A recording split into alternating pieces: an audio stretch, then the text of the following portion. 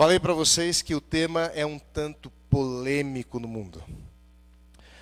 No mundo onde a luta pelo poder, o controle, a dominação de um sobre o outro não há tréguas, cabe a nós visitarmos a palavra de Deus e entendermos os papéis de cada um dentro do matrimônio, o que Deus espera tanto do homem quanto da mulher.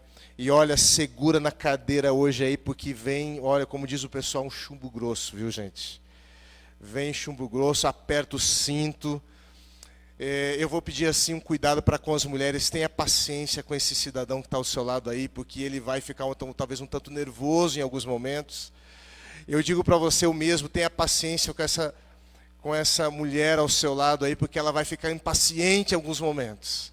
Eu tenho certeza que a palavra de Deus vai nos confrontar essa manhã, como me confrontou. E eu falei para minha esposa ontem, foi amor do céu, esse sermão é para mim. Esse sermão é para mim. E eu espero que Deus me dê coragem de pregar esse sermão. É um sermão para todos nós, inclusive para aquele que vos fala nesse momento. Gênesis 1, verso 26, acompanha comigo, verso 26 e 27. Diz assim: Também disse Deus, façamos o homem à nossa imagem, conforme a nossa semelhança. Tenha ele domínios sobre os peixes do mar, sobre as aves dos céus, sobre os animais domésticos, sobre toda a terra. Verso 27. Criou Deus, pois, o homem à sua imagem. A imagem de Deus o criou, homem e mulher os criou. Ok, até aqui. Eu quero fazer uma breve análise inicial desse texto. Nós vamos partir desse texto. Nós vamos startar o nosso assunto com base nesse texto. O que a Bíblia fala sobre papéis de gênero na Bíblia, pastor? Papéis de gênero dentro do matrimônio. Então eu gostaria de descrever em linhas gerais, em primeiro lugar, a criação dos dois primeiros seres humanos. Afirma que tanto o homem quanto a mulher foram igualmente criados à imagem de Deus. Igualmente criados à imagem de Deus. Embora sexualmente diferentes. Alguns argumentam de que o homem, olha só, alguns argumentam de que o homem deve governar a mulher pelo fato de ter sido criado primeiro. O meu telefone aqui está tirando um pouco a minha atenção aqui. Voltando aqui, né? Alguns argumentam de que o homem deve governar a mulher primeiro pelo fato de deve governar pelo fato de ter sido criado primeiro. Se nós seguimos essa lógica, se nós seguimos esse raciocínio, nós teríamos que concluir que os animais deveriam governar ou dominar o homem pelo fato de eles terem sido criados antes do homem. Isso não é um argumento válido para dominar o gênero masculino, dominar sobre o gênero feminino. Quando olhamos para o texto bíblico, a incumbência, o direito de dominar é dado ao homem sobre os animais. E homem aqui é humanidade, composto de macho e fêmea. Olha o texto, deixa bem claro. O homem e a mulher foram criados à imagem, à nossa semelhança, e diz o seguinte: tenha ele domínio sobre os peixes do mar. E aí diz, verso 27, criou Deus, pois o homem à sua imagem, a imagem de Deus o criou, homem e mulher os criou. Deus coloca sobre os dois a responsabilidade do domínio sobre a terra. Quando olhamos para o termo homem aqui não é Adão. Essa é uma coisa que infelizmente não se pega numa tradução. Essas nuances do texto, muitas vezes nós só conseguimos discerni-las quando nós temos contato direto com a língua original. A palavra homem aqui, na primeira tradução da Bíblia para uma outra língua, que é a Septuaginta. Septuaginta é uma peça literária onde é considerada a primeira tradução do Antigo Testamento para a língua grega. Isso ocorreu em torno do ano 250 a.C. Inclusive, no primeiro século, os cristãos se valeram muito da Septuaginta, porque era o Antigo Testamento na língua do povo, na língua internacional, na língua das relações públicas. E sabe como que esses eruditos judeus que fizeram a tradução do hebraico para o grego nessa versão, sabe qual o termo que eles utilizaram para esse termo homem que tem aqui no português? E aqui é muito interessante, porque o termo que eles utilizam não é Adam, é anthropos, significa humanidade. Veja, analise comigo a continuação da narrativa. Volte lá para Gênesis 1. Analise comigo a continuação da narrativa. Criou Deus, pois, o homem à sua imagem. A imagem de Deus o criou. Homem e mulher os criou. E olha agora, a continuação. E Deus os abençoou. E lhes disse: sede fecundos, multiplicai-vos, enchei a terra e sujeitai-a. Dominai sobre os peixes do mar, sobre as aves dos céus e sobre todo animal que rasteja pela terra. Isso está em Gênesis 1, 27 e 28. Note que esse direito de governo está no plural. No hebraico, a construção da frase é um tanto mais enfática. O verso 28 no hebraico é assim, ao pé da letra, numa tradução ao pé da letra é assim: abençoou Deus a eles e disse Deus a eles. E aí vem a continuação: sujeitai e dominai. O texto declara que Deus os abençoou e lhes deu atribuições: procriação, domínio sobre a criação, sem estabelecer diferença nenhuma entre homem e mulher. Não descreve nesse momento um papel que seja específico do masculino ou do feminino. Além da óbvia, distinções biológicas e dessas funções de complementaridade, naturalmente relacionadas aí a cada sexo,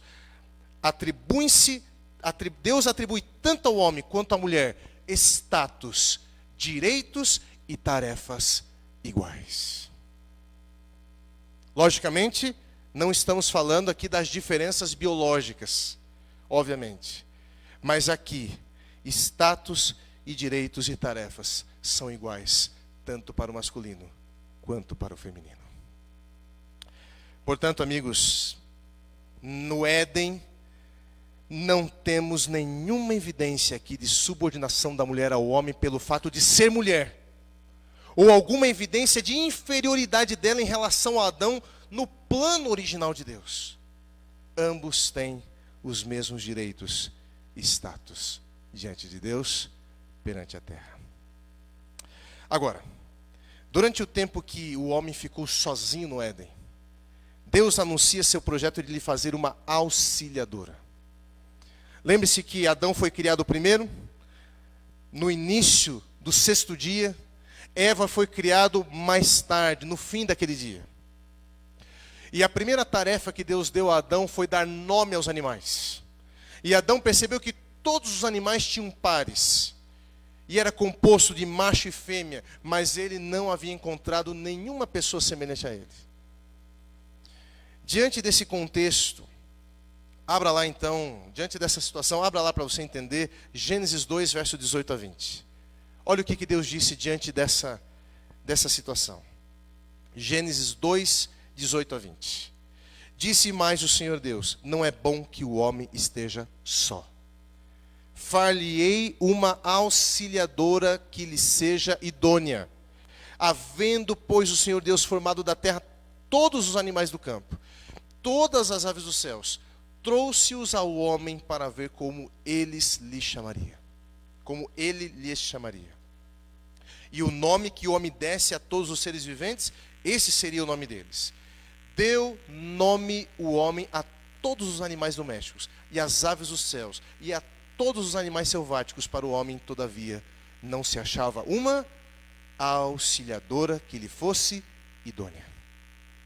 Vamos entender esse texto. O que significa o termo auxiliadora? Auxiliadora é uma pessoa em que se pode dividir responsabilidades. Essa é a definição básica. Uma pessoa no qual você pode dividir responsabilidades. A conclusão comum aqui dessa narrativa é que o senso comum é que a mulher se torna uma auxiliadora do homem e o status dela, portanto, é subordinado ao homem. Esse é o consenso comum. Pelo fato de o homem agora receber uma auxiliadora, então ele está acima dessa pessoa. Uma vez que a própria natureza da função da ajuda pressupõe a submissão, alguns dizem. Mas veja, convém observar que precisamos entender o que significa auxiliadora dentro do contexto bíblico. Nós vamos recorrer então aqui à língua hebraica. Então, eu vou falar para você qual é o termo que aparece nos manuscritos antigos que foi traduzido pelo termo em português auxiliadora. O termo é Ezer. E o que significa Ezer? Ajuda, socorro, aquela ou aquele que presta ajuda ou socorro. É isso. Esse é o significado da palavra Ezer. Ela aparece 21 vezes no Antigo Testamento, no texto hebraico. 21 vezes. Dessas 21, tomei a liberdade de pesquisar uma por uma. Dessas, 14 falam de Deus como um auxiliador ou ajudador. 14 das 21.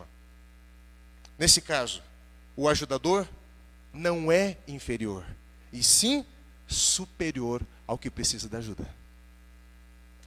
E nenhuma das vezes, das 21, nenhuma das vezes a palavra Ezer significa subordinação. Nenhuma. O termo, inclusive, descreve uma relação, dentro do conceito bíblico, na verdade, é uma relação no qual a pessoa ajudada é objeto de um benefício. Assim sendo, ao invés de subordinação da mulher e da superioridade do homem, o que esse termo traz, ele evoca, são as vantagens do auxílio complementar. Em outras palavras, na cultura hebraica, você que precisa de ajuda é porque não sabe executar sozinho. Dentro da cultura ocidental, quem precisa de ajuda é porque sabe menos. Ou melhor, quem solicita ajuda é porque manda.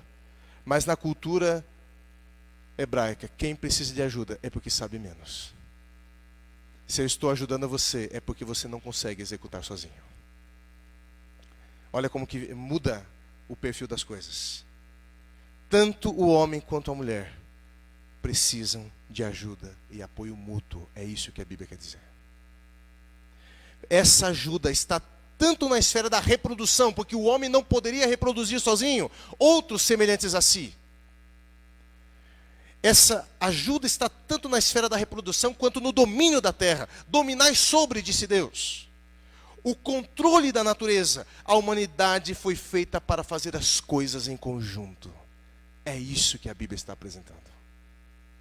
Deus fez o ser humano dependente dele e de outros. Não existe sucesso sozinho da perspectiva bíblica. E aqui eu gostaria que você refletisse comigo, olhe para a natureza. Olhe para as coisas criadas de Deus. Você vai verificar que o sucesso na natureza advém de uma unidade nas realizações. A semente, vamos pegar por exemplo, uma árvore. A semente tem um princípio de vida nela, mas é necessário que exista alguém para colocá-la no solo. Uma vez no solo, ela precisa dos nutrientes da terra para que possa germinar, da luz solar, da chuva. O fator tempo também é importante, ela germina, cresce, se torna uma grande árvore, mas o sucesso não é dela somente. O sucesso é de todos aqueles os quais contribuíram com sua parte para que ela ficasse em evidência. O sucesso, portanto, na Bíblia, não é egoísta. O sucesso passa pelas pessoas. O sucesso do teu casamento depende dela. O sucesso do teu casamento depende dele. Não existem pessoas mais importantes do que outras aqui. Tanto o masculino quanto o feminino têm o mesmo status e a mesma dignidade e honra diante de Deus. Agora, sendo assim, ser casado não se resume em compartilhar a mesma cama e o mesmo teto.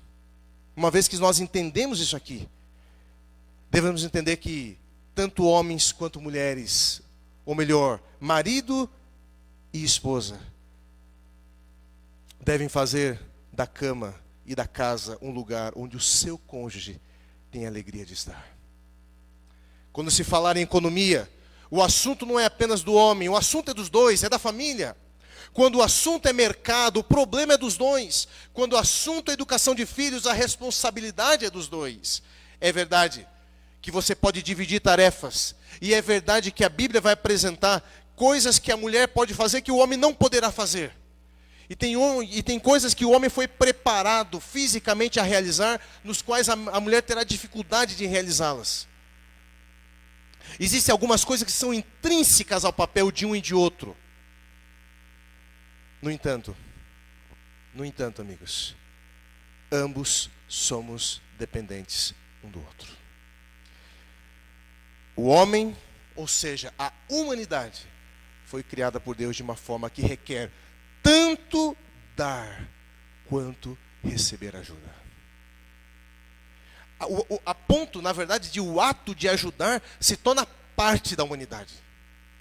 Quando não ajudamos, quando não dividimos as tarefas, deixamos a essência humana. Quando não compartilhamos, quando não dividimos responsabilidades, deixamos de sermos seres humanos à imagem e semelhança de Deus. Está junto comigo aí? Está conseguindo acompanhar? Então, deixa eu dizer algo mais. E quando não cumprimos nossa parte na divisão das tarefas administrativas da casa, nas finanças, no cuidado com os filhos, teremos problemas no casamento que poderão minar a espiritualidade, o amor, o respeito, a ponto de muitas vezes ocorrer uma separação. Mas eu quero avançar aqui. Eu gostaria que você fosse lá para Gênesis 2, verso 21 a 23. Agora você já sabe que o termo auxiliadora não é um termo que evoca uma inferioridade da mulher com relação ao homem. Pelo contrário, é apenas uma divisão de responsabilidades. Alguém com quem posso compartilhar, dividir minhas responsabilidades. Mas eu quero analisar agora o termo osso dos meus ossos, carne da minha carne. Gênesis 2, verso 21 em diante diz o seguinte: então o Senhor Deus fez cair pesado sono sobre o homem, e este adormeceu. Tomou uma das suas costelas e fechou o lugar com carne. E a costela que o Senhor Deus tomara ao homem, transformou-a numa mulher, e lhe a trouxe.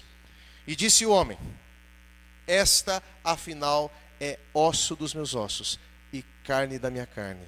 Chamar-se-á varoa, porquanto do varão foi tomada. Esse texto, amigos, demonstra que assim como o barro foi a matéria-prima a partir do qual o homem foi feito, a costela do homem foi o material básico do qual Deus construiu a mulher. Isso indica o seguinte, que os seres humanos compartilham a mesma carne e natureza. Por isso, Adão disse: é osso dos meus ossos, carne da minha carne. Ela participa das minhas mesmas fragilidades, da mesma natureza. Nós somos como iguais. É isso que Adão estava dizendo nessa declaração. Na primeira carta de Paulo aos Coríntios, no capítulo 11, verso 11 e 12. Olha que texto poderoso. Primeira carta de Paulo aos Coríntios, capítulo 11, verso 11 e 12. No Senhor, olha o que diz Paulo: todavia, nem a mulher é independente do homem, nem o homem é independente da mulher. Porque como provém a mulher do homem, assim também o homem é nascido da mulher. E tudo vem de Deus. Um dos grandes argumentos daqueles que são a favor da subordinação feminina ao homem é o famoso texto de Gênesis 3,16. Nós vamos chegar agora nesse texto. Estamos caminhando na Bíblia. E agora chegamos no famoso texto de Gênesis 3,16, um dos textos mais polêmicos nesse assunto. Acompanhe comigo Gênesis 3,16.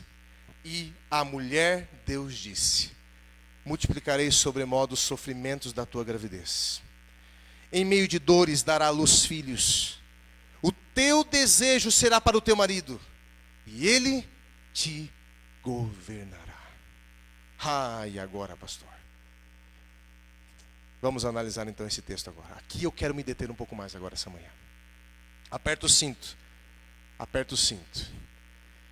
E tal, é possível que as considerações que serão feitas não irão agradar a muitas pessoas aqui. Em primeiro lugar, esse é o primeiro versículo da Bíblia que faz uma referência aos papéis de gênero. Esse é o primeiro. Em segundo lugar, é importante notar que essa declaração é apresentada no contexto do casamento e não fora dele. Ou seja, aqui não está dizendo que uma mulher deve ser governada por um homem. Aqui está dizendo que uma esposa deve ser governada pelo marido. Já começa por aqui o assunto. Aqui não está estabelecendo papéis de gênero na sociedade, e sim papéis de gênero no casamento. Note o que disse Deus: o teu desejo será para o teu marido, e ele te governará. Portanto, o contexto aqui é casamento, e não relações sociais.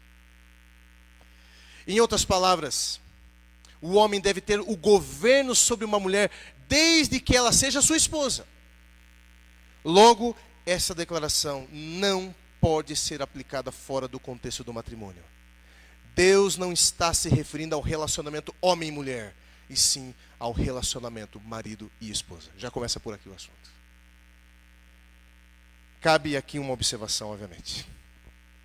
Essa declaração, amigos, por mais difícil que seja de ser aceita por alguns, ou por algumas, não é o registro do pensamento hebraico sobre o casamento. Não. É o registro do pensamento de Deus a respeito do casamento num contexto de pecado. Tá ok? É bom que fique bem claro isso. Ou seja, a cultura apesar da cultura hebraica, no tratamento da mulher, não está isenta de erros. Não é porque a Bíblia apresenta os procedimentos abusivos dos patriarcas em relação à mulher que Deus concordava com tais procedimentos.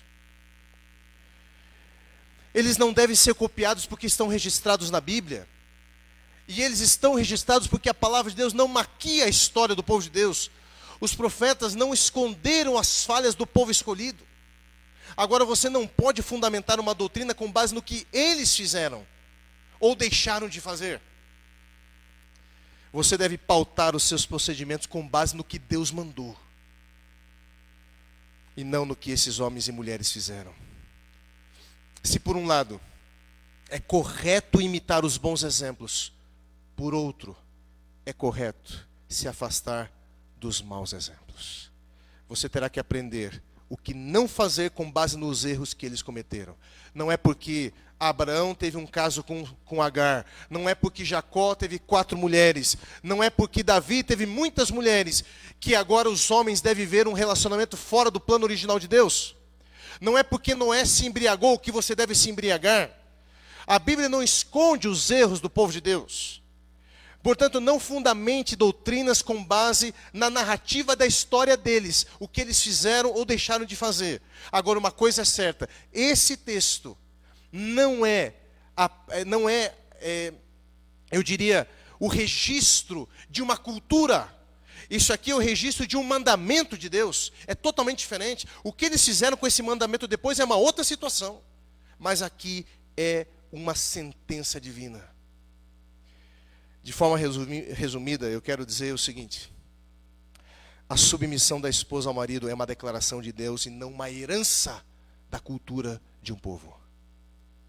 Por outro lado, o procedimento dos homens do passado descritos na Bíblia não retrata de forma correta o como esse governo deve ser exercido.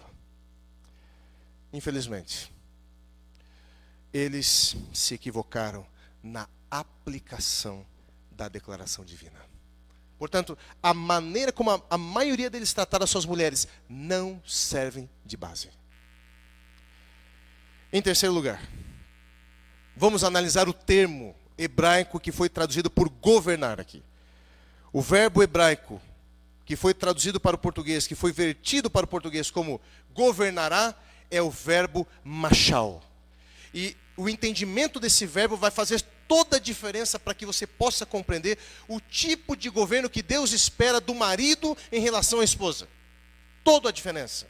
Então veja, o que significa o verbo machal? Significa ter domínio sobre, exercer domínio. O interessante é notar que esse verbo não é o mesmo usado em Gênesis 1, 26 e 28. Essa é uma coisa muito interessante. Ou seja, lá em Gênesis 1, 26 e 28, fala sobre o domínio da humanidade sobre os animais e sobre a terra. Lá aparece, dominai, sujeitai. Mas não é esse verbo. Ou seja, o tipo de domínio que a humanidade deveria exercer sobre a criação não é o mesmo tipo de domínio que Deus espera que o marido exerça sobre a sua esposa. Já começa por aqui. São domínios diferentes, são modos diferentes. Precisamos entender então que tipo de domínio Deus espera. Que tipo de governo, pastor? Gente, esse verbo aparece 74 vezes no Antigo Testamento. 74. Eu pesquisei isso aqui. E a primeira aparição dele está em Gênesis 1:18, onde mostra a criação dos dois grandes luzeiros, Sol e Lua. E ali diz que a função deles era governar o dia e a noite. E a segunda aparição é essa que você acabou de ler, Gênesis 3:16. Mas há um texto no Antigo Testamento que aponta para o tipo de governo que Deus espera que o marido exerça, usando exatamente esse verbo hebraico, o verbo machal. Abra sua Bíblia em 2º livro de Samuel, capítulo 23, nós vamos ler o verso 1 até o 4. Abra aí a sua Bíblia. 2º Samuel, capítulo 23, verso 1 até o 4. Lá diz o seguinte: são estas as últimas palavras de Davi, palavra de Davi, filho de Jessé, palavra do homem que foi exaltado, do ungido do Deus de Jacó, o mavioso, ou seja, o amável salmista de Israel. O Espírito do Senhor fala por meu intermédio, e a sua palavra está na minha língua. Disse o Deus de Israel, a rocha de Israel a mim me falou. Aquele que domina machal, que domina com justiça sobre os homens, que domina no temor de Deus, é como a luz da manhã, quando sai o sol, como manhã sem nuvens, cujo esplendor, depois da chuva, faz brotar da terra a erva. Acompanhe aqui comigo, olhe para mim. A título de contextualização, o capítulo 23 do 2º livro de Samuel está dividido em duas partes. A primeira parte vai do verso 1 até o 7. É um salmo isso aqui. É um salmo que é considerado o último pronunciamento formal de Davi. É o registro do seu último cântico. E esse cântico não se encontra no livro de Salmos. Se encontra apenas aqui.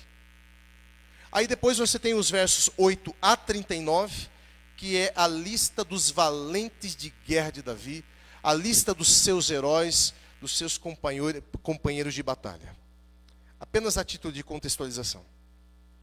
Davi, aqui, de forma inspirada e poética, pronunciou na forma de um cântico o que o Espírito do Senhor colocou em seus lábios. Deus, por meio de Davi, irmãos, fala a respeito daquele que domina no temor de Deus e o compara com o sol e a chuva. Dois elementos que produzem um ambiente de vida. A mensagem não foi um pronunciamento pessoal de Davi. essa mensagem foi um pronunciamento de um espírito através de Davi. O verbo aqui, dominar, é o verbo machal, o mesmo de Gênesis 3,16, quando fala que o homem deve governar a mulher. É o mesmo. Esse texto retrata o desejo que Deus tinha de que os reis dominassem o povo no temor dele. Mas trazendo aqui para a relação marido e mulher, esse é o tipo de governo que Deus espera do homem em relação à sua esposa. Um domínio no temor do Senhor. Aquele que não teme ao Senhor torna-se um ditador. Lembre-se disso. Aquele que não teme ao Senhor torna-se um ditador. Uma pessoa abusiva. Pastor, o que significa domínio ou governo no temor do Senhor? O que significa isso? Aquele que domina no temor do Senhor, em primeiro lugar, é aquele que reconhece que a sua autoridade, grave aqui, homens, que a sua autoridade é subordinada. Ou seja, aquele que está em posição de autoridade deve sempre ter consciência de que governa por nomeação divina. E de que o céu o torna responsável, portanto, por toda a decisão que toma.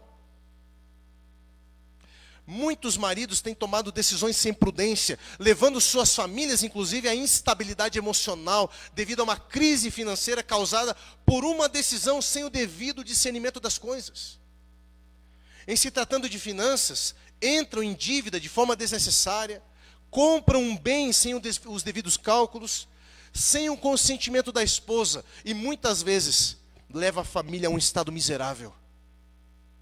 Alguns não têm um plano de gastos, não tem uma economia, não calcula direito as suas receitas e saídas, de modo que não inspira confiança. Mas quando ele demonstra sábia administração, ele conquista respeito sem colocar a autoridade ou o medo como base de sua liderança.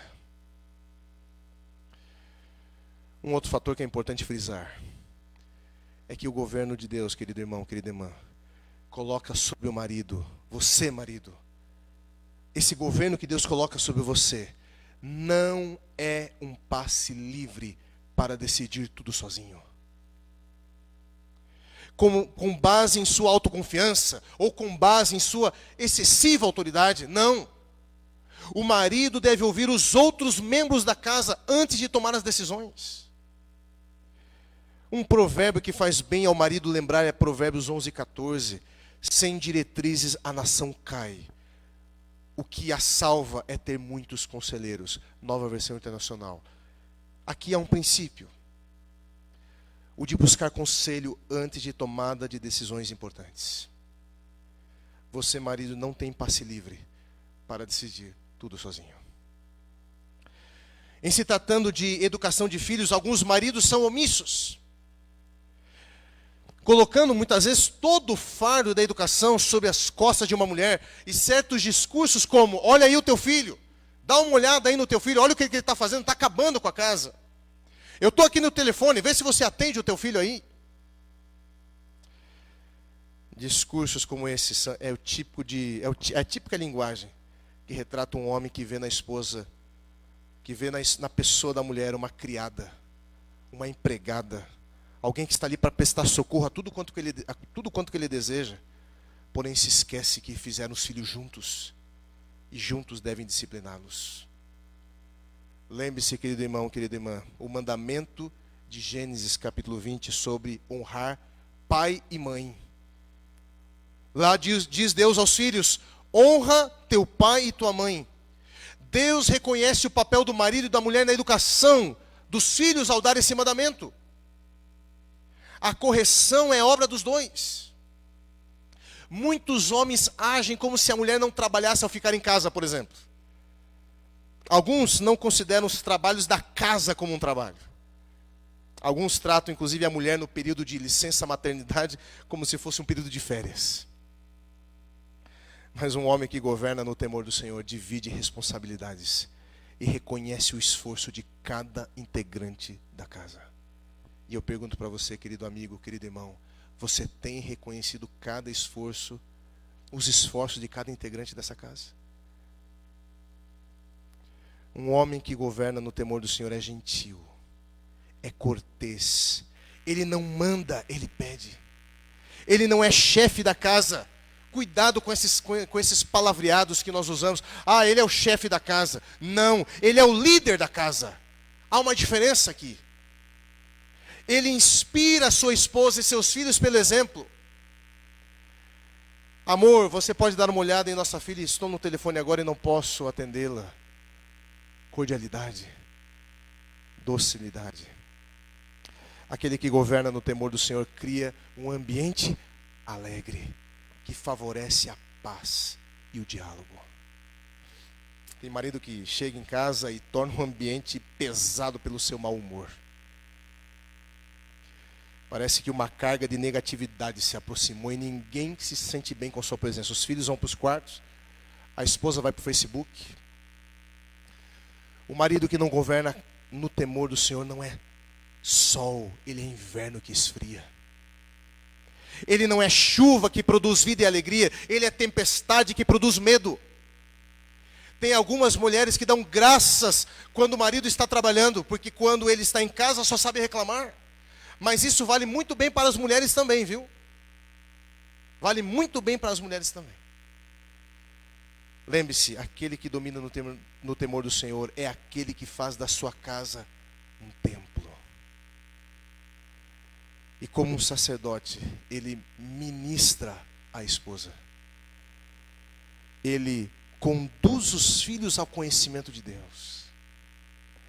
Na prática, isso se traduz em quê, pastor? Na prática, é aquele que conduz o culto familiar. Tem a liderança espiritual da casa. Assume a liderança espiritual da casa. Na oração da família, reúne o rebanho. Coloca eles sobre os cuidados de Deus. Antes de sair de casa, não deixe de colocar o seu rebanho dentro dos cuidados de Deus. Se a sua esposa está zelando da casa e dos filhos e você é o único, eu vou dar uma dica aqui. Se sua esposa está zelando da casa aí, dos filhos, e você é o único quem sabe que está sendo remunerado, então divida. Eu sei que você é o representante da casa. No final das contas, perante a igreja, é tudo a mesma coisa. No entanto, eu gostaria de dar uma dica. Divida os valores de dízimo com sua esposa para que ela também possa dizimar. Afinal, ela também está trabalhando para o bem-estar da casa. Seja um líder espiritual. Dê a ela também esse gosto de poder dizimar sobre aquilo que você tem recebido que diz respeito à casa como um todo. Aquilo é para casa, é para a família. É R$200 de dízimo, amor, eu vou devolver 100 e você devolve 100. Porque nós estamos compartilhando as responsabilidades diferentes, mas um único propósito. Casamentos dão errado porque muitas das mulheres da igreja procuram homens que têm poder aquisitivo e intelectualidade, mas não têm o principal, o temor do Senhor. É isso, queridas irmãs, que garante o sucesso de um casamento. Mas, leia comigo Efésios 5, 25 a 28, eu estou terminando. Efésios 5, 25 e 28 diz assim: maridos, ame cada um a sua mulher, assim como Cristo amou a igreja e entregou-se por ela. Assim também, agora verso 28, assim também os maridos devem amar a sua mulher como ao próprio corpo. Quem ama a esposa, a si mesmo se ama, diz Paulo. Ou seja, se você não ama como Cristo ama a sua igreja, um amor sacrificial, um amor que se doa, se você não ama como a si mesmo, se você não ama essa pessoa como você ama a si mesmo, você não tem o direito da submissão de sua esposa. Amar não é um mero sentimento, mas é doar-se. Quem governa no temor do Senhor ama com palavras e ações. Deus não tem medo de expressar seus sentimentos, irmãos. Deus não tem medo. Olhe para Deus e tome Ele como exemplo. Ele diz lá em Jeremias 31:3, com amor eterno eu te amei, com benignidade te atraí. Deus não tem medo de expressar seus sentimentos. Dê você também demonstração em palavras para a sua esposa. tome Deus como seu exemplo. Deus, inclusive, dá a demonstração prática do seu amor. João 3,16, porque Deus amou o mundo, que deu o seu Filho, não ficou na teoria, envolve ações. Você tem dado demonstração prática do seu amor? Você atende aos pedidos de sua esposa com a mesma diligência que atende ao pedido dos amigos? Resumindo então, o tipo de governo que Deus espera que o marido exerça sobre a mulher é aquele que é com base no temor do Senhor. Reconhece que é subordinado a Cristo, não se omite nas responsabilidades do lar e da educação dos filhos, assume o papel de líder espiritual do rebanho familiar e ama como Cristo amou. É isso. Eu peço poucos minutinhos para encerrar, porque é um assunto muito amplo e eu preciso dar um recado para você, querida irmã. Desse modo aqui, amigos, eu estou dizendo que governar no temor do Senhor trata-se de uma liderança servidora, que tem como base os princípios do reino de Deus. A sentença divina em Gênesis 3,16, queridos, pode ser vista como uma punição pelas mulheres, mas muito mais do que isso, ela foi dada como uma bênção. Eu vou ler para vocês um trecho de Patriarcas e Profetas, página 29. A irmã White diz o seguinte: referiram-se a Eva a tristeza e a dor que deveriam dali em diante ser o seu quinhão.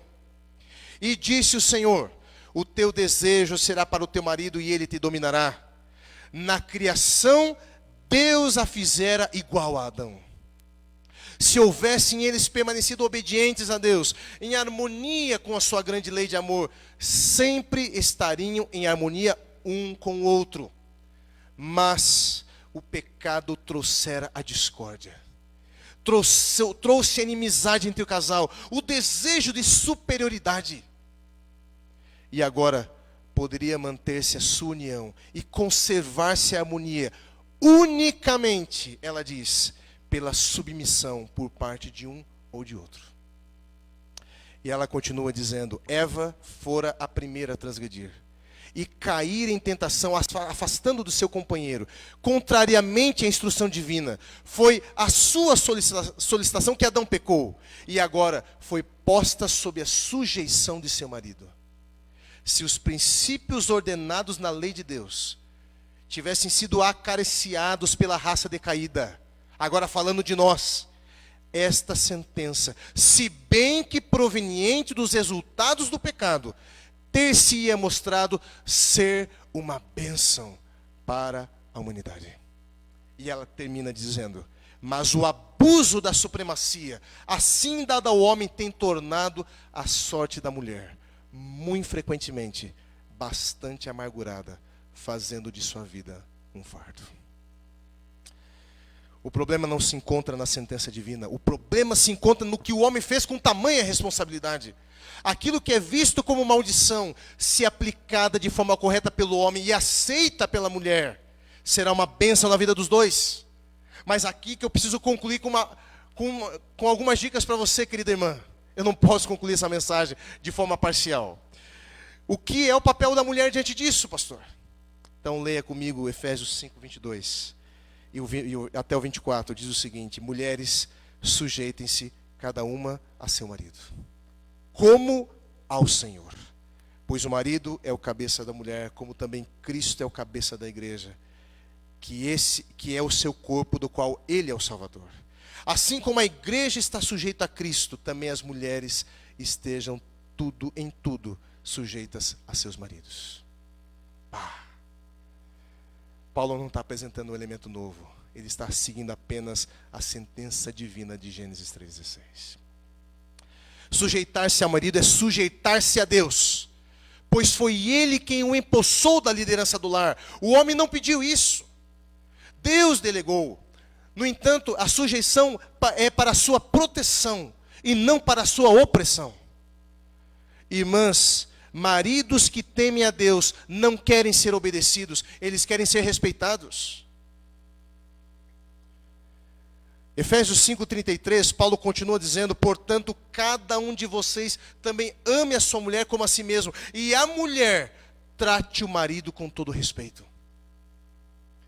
Isso não é uma sugestão, isso é um mandamento. Na prática, respeitá-lo como homem, agora grave, agora chegou a tua vez, homem. Agora chegou a tua vez. Na prática, respeitá-lo como homem é não falar mal dele para os outros. É não fazer piadas dele para a família. É não fazer algo que seja totalmente contra, antes de conversarem bem. Não se portar de forma inconveniente diante de outros homens. A sua sensualidade é para o seu marido e não para os demais.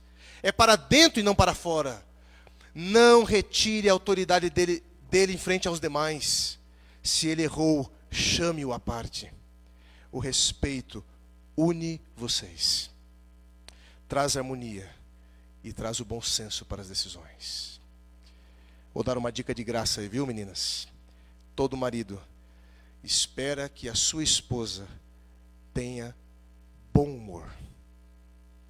Bom humor. No começo do namoro tudo é engraçado, tudo nos faz rir. O sorriso sempre fica estampado no rosto, não é? Não é assim? Daí passam-se os anos e esse sorriso às vezes aí dá lugar a uma testa franzida, lábios cerrados, voz impositiva. Transforma o ambiente da casa num lugar aprazível. O ambiente da casa que era um lugar aprazível num lugar agora tempestuoso. Mas eu quero dar uma dica para você, querida irmã. Transforme o ambiente da tua casa aprazível com o seu sorriso. Não permita que a tristeza, o cansaço e a raiva comandem sua vida e as suas ações. Em muitos casos, os maridos interpretam o seu desgosto como desrespeito e até mesmo como crítica. Ele tenta motivar a sua esposa a ser mais respeitosa, sabe como? Muitas vezes com atitudes desamorosas. Lógico que isso não está correto. O sucesso desse comportamento é mesmo que tentar vender uma geladeira para um esquimó. Não vai chegar a lugar nenhum. Porém, queridas irmãs, procurem criar um ambiente alegre dentro da sua casa. Sorria mais. Não retire, portanto, também a autoridade dele em frente aos demais. Se ele errou, lembre-se, chame-o à parte. Converse, diálogo. E eu encerro, portanto, fazendo um apelo aqui para vocês. Um apelo. Eu gostaria, Luciano, que nós cantássemos de novo aquela música Crescendo em Graça. Nessa música que nós cantamos no início, eu quero que seja a mesma do final. Quero dizer para vocês que o plano original de Deus para as relações de gênero, o plano original de Deus, é descrito por uma declaração de Cristo que ele diz assim. Um dia, Jesus foi confrontado pelos fariseus dizendo: é lícito repudiar a mulher por qualquer motivo? E Jesus diz: vocês não leram o que o Criador fez desde o princípio, homem e mulher, e o que ele fez, o que ele uniu não é para separar? Vocês não lembram disso? E aí então eles falam assim: mas por que permitiu que Moisés desse carta de divórcio? E aí Jesus fala assim: mas não foi assim desde o princípio. Ou seja, Jesus ele está colocando o plano original de Deus do Éden acima das declarações inspiradas que foram dadas num contexto de pecado. Ou seja, Deus quer que você olhe para o Éden e tome, esse é o ideal, é isso que eu quero que vocês retornem. Portanto, apesar de existir uma ordem de domínio do homem sobre a mulher dentro do casamento, eu quero que a cruz mude tudo isso. Eu quero que vocês olhem para o princípio. Quando vocês tinham harmonia, quando vocês gostavam de sujeitar-se um ao outro, e não queriam ter uma atitude de superioridade sobre o outro, eu quero que o Evangelho leve vocês ao plano original. Porque apesar disso ser uma ordem divina, está dentro do contexto de pecado, mas esse ainda não é o plano de Deus. O plano de Deus está ali, Gênesis 1 e Gênesis 2. Não foi assim desde o princípio. Portanto, querido irmão e querida irmã, faça do teu lar um retorno ao Éden. Faça um retorno aos planos originais de Deus, aonde nós teremos um serviço mútuo de um para com o outro, dependência mútua, respeito mútuo, dignidade e honra iguais. É isso que Deus espera dos seus filhos. Quero que você cante novamente esse hino, crescendo em graça. Nós precisamos crescer em graça.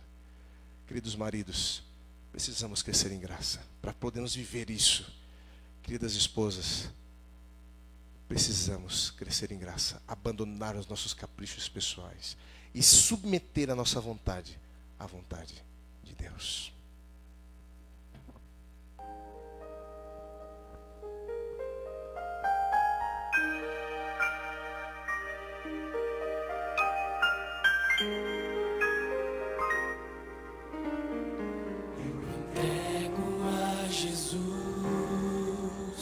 Meus caprichos pessoais, as vontades tão carnais, e sigo em frente. Cante.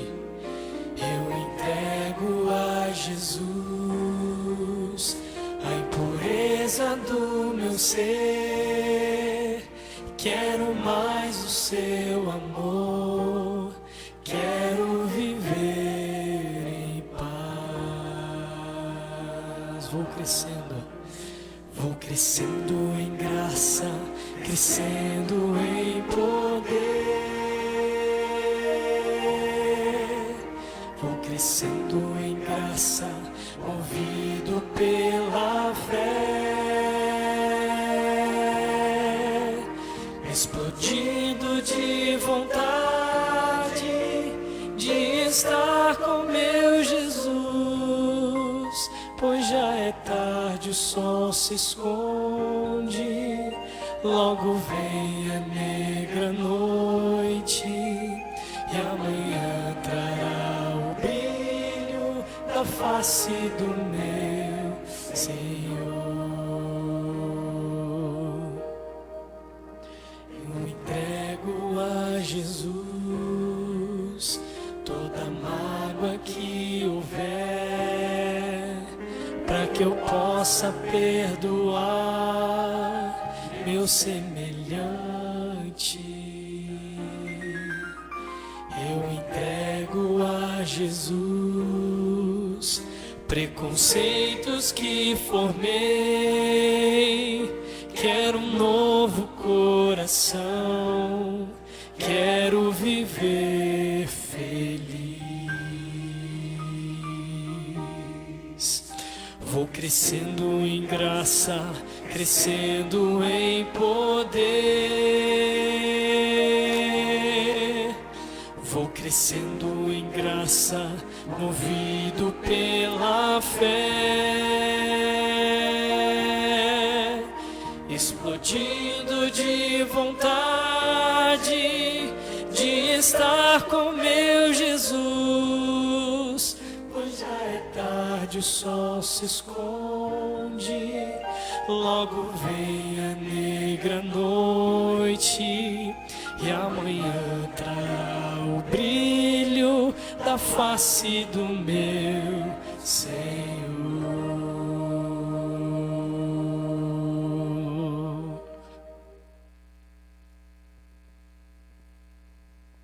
Se você tem o privilégio de estar ao lado da sua esposa nesse momento, gostaria que você pudesse abraçá-la.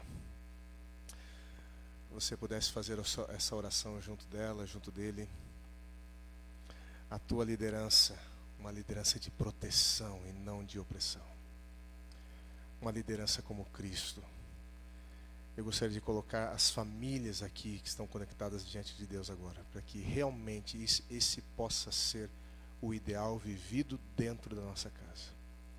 Feche os seus olhos. Poderoso Deus, obrigado pelas instruções.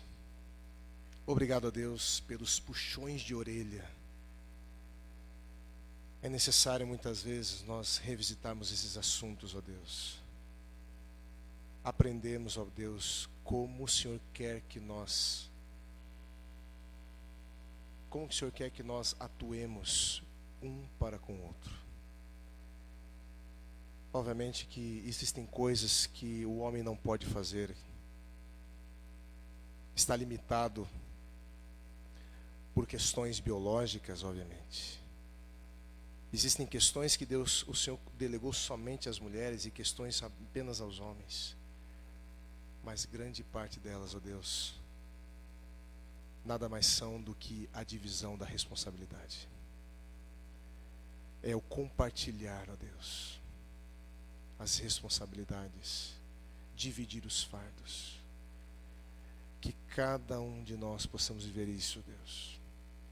Que nós homens possamos amar a nossa esposa, um amor sacrificial, um amor, uma liderança no temor do Senhor, tomando os teus princípios como base do governo da casa, mas que também as mulheres possam sujeitar-se à tua ordem, submeter-se voluntariamente, também no temor do Senhor, com respeito, com cordialidade, dividindo, ó Deus, fardos, e que possamos, ó Deus, apresentar diante de Ti toda a nossa família naquele grande dia, quando Cristo voltar. Pedimos a Tua bênção sobre todos os lares nesse momento.